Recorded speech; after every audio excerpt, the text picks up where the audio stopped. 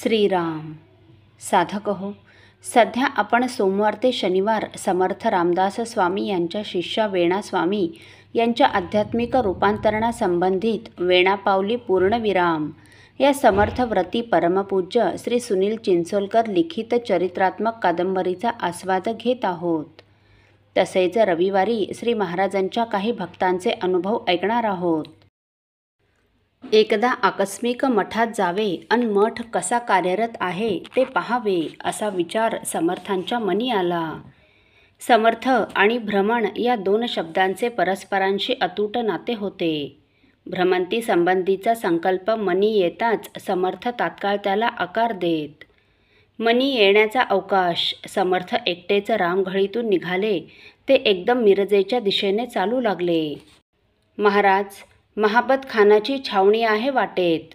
एका शेतकऱ्याने त्यांना चालताना हटकले, पण हां म्हणून समर्थ चालतच राहिले.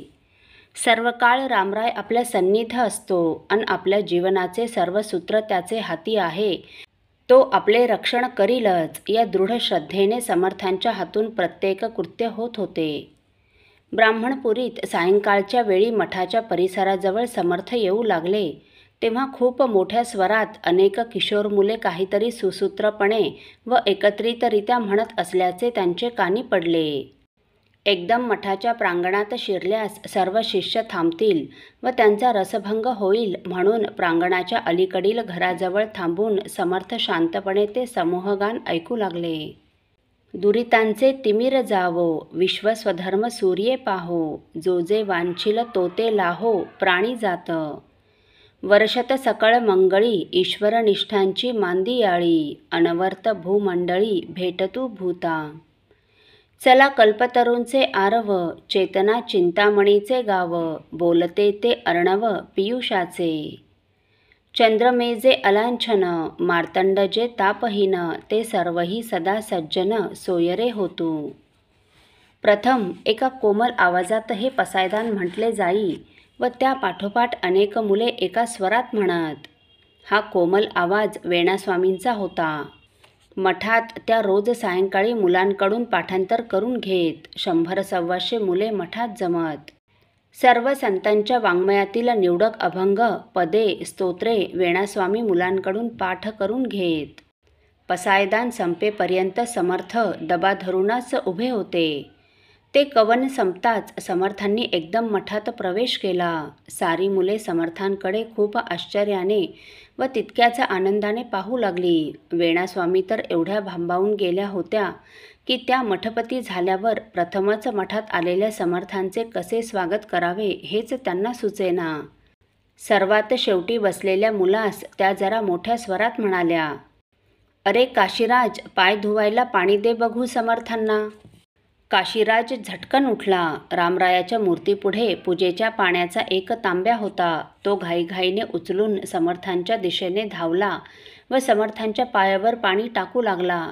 तेवढ्यात त्याला थांबवीत समर्थ म्हणाले, अरे ये मठीची समस्त मुले ब्रह्मज्ञ झालीत की काय? अवघा वेदांत बाजार भरला दिसतो. देवपूजेचे पाणी पाय धुण्यास? ये काय घोटाळा? वेणाबाई अत्यंत लीनतेने व प्रेमाने म्हणाल्या, स्वामीजी, आपणास पाय धुण्यास विलंब होऊ नये म्हणून तत्परतेने त्याने तो तांब्या दिला.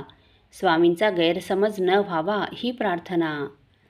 अरे पण देव मोठा की गुरु मोठा? समर्थांनी वेणास्वामींची परीक्षा पाहण्यासाठी पुन्हा प्रश्न केला.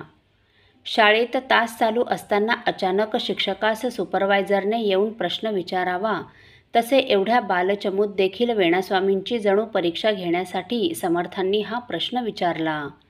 पण वेणाबाई काही सामान्य नव्हत्या.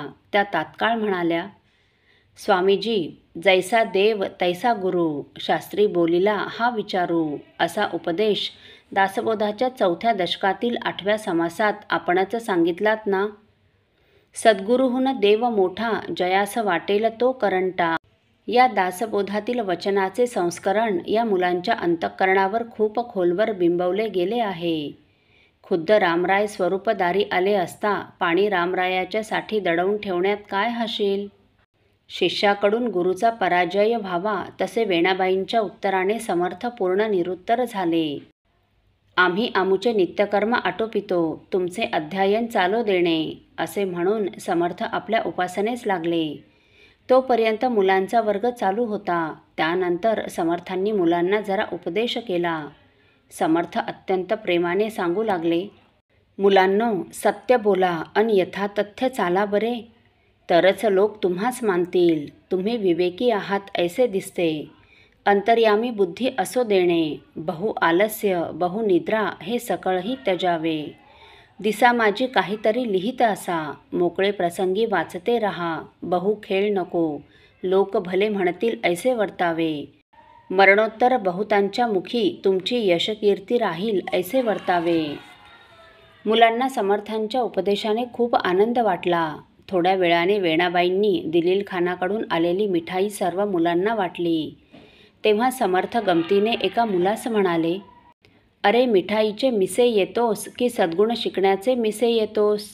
तेव्हा तो छोटासा मुलगा म्हणाला, गुरुदेव, स्वार्थ आणि परमार्थ दोन्ही साधते ना? त्या मुलाचे उत्तर ऐकून समर्थांना कौतुक वाटले. वेणाबाईंच्या तालमीत ही सारी मुले तयार होत आहेत याचे त्यांना आश्चर्य व अभिमान वाटला. समर्थ केवळ एकच दिवस तेथे राहिले.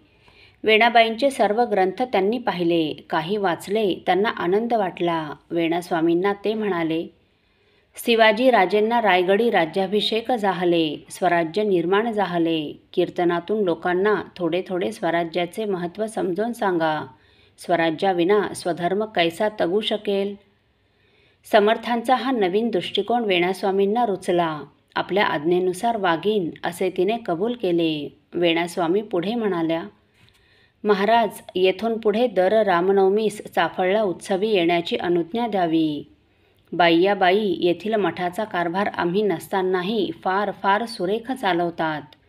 मी येथे नसेल म्हणजे तिचाही आत्मविश्वास वाढेल. उत्सवास चाफळी जरूर यावे, पण आम्ही आता सातारा नजीक परळी किल्ला आहे तेथे जाण्याचा विचार करतो. चाफळचा गलबला बहुत अनावर झाला. एकांतासाठी परळ किल्ला पसंत केलाय आम्ही. या उत्सवी चाफळला असणार ना आपण? वेणाने विचारले.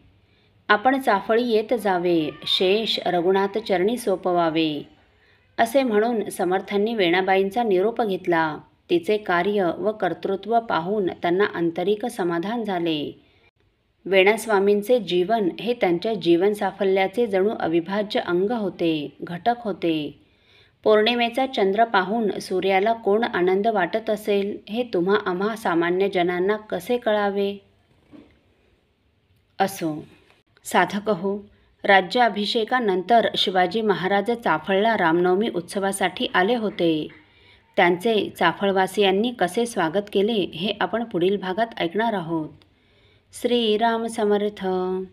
आपल्यातील कोणा श्रींच्या भक्तांना श्रींचे काही अनुभव आले असतील तर कृपया आपण मला ते 9422843253 अथवा सुनील दादांच्या 9892608401 या व्हॉट्सअप नंबरवर कळवावेत अशी नम्र विनंती. श्रीराम समर्थ.